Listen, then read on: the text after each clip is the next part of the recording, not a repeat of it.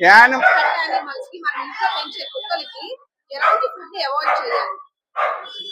ఏదైనా food పెట్టుకోవచ్చమ్మా. Especially సాధారణంగా ఏమనుకుంటారంటే ఎన్వి పెడితే అవి అగ్రెసివ్ గా మారుతాయి అనుకుంటారు. ఎన్వి పెడితే అగ్రెసివ్ గా ఏమి మారవు.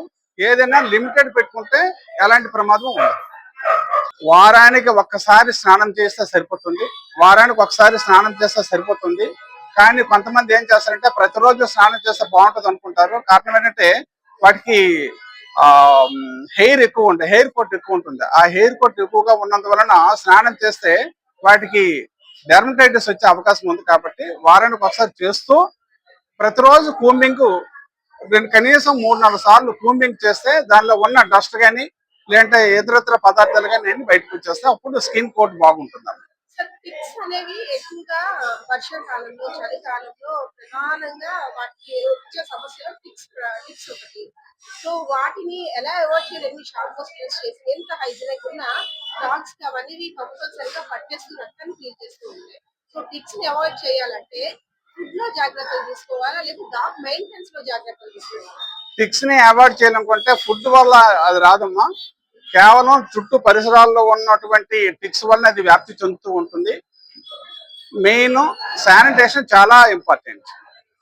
మెయిన్ కూంబింగ్ చేస్తూ ఉంటాం కదా, కూంబింగ్ చేసిన వాళ్ళు చిన్నదన్నా సరే ముందు తీసేస్తే ఆ పెద్ద టిక్ గా మారదు. ఒకవేళ టిక్ వచ్చినా సరే ఇంజెక్షన్ చేసుకుంటే ఆ టిక్స్ నుండి ఉపశమనం పొందొచ్చు.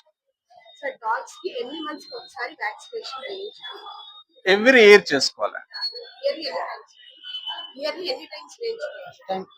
అంటే ఈ రోజు చేస్తే మళ్ళీ నెక్స్ట్ ఇయర్ చేసుకోవచ్చు.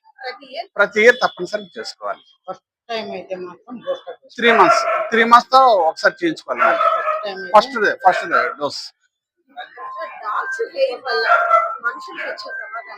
ప్రమాదం ఏమీ లేదంటే కొంతమందికి ఎలర్జీ ఉంటుంది. దానిలో ఉన్న డస్ట్ కానీ ఆ హెయిర్ వల్ల కానీ ఎలర్జీ ఫీల్ అవుతూ ఉంటారు అన్నమాట. పావురాలు వల్ల మనిషికి హెల్త్ ఇష్యూస్ వస్తాయంటారు. పావురాలు రిలీజ్ చేసే వేస్ట్ వల్ల కానీ లేదంటే వాటి ఫెదర్స్ వల్ల మనుషులకి కొన్ని వ్యాధులు వస్తాయి.